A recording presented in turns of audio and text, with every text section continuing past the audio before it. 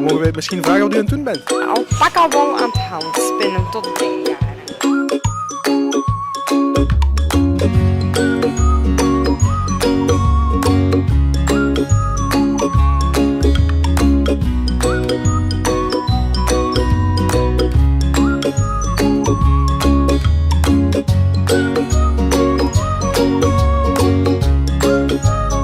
De alpaca's worden gekeurd ten eerste op hun blauw, dat is 40%, en dan op de wol.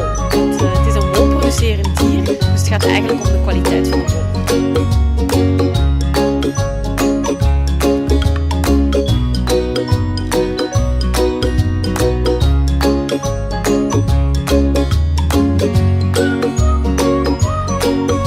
En hoe is het hooi vandaag?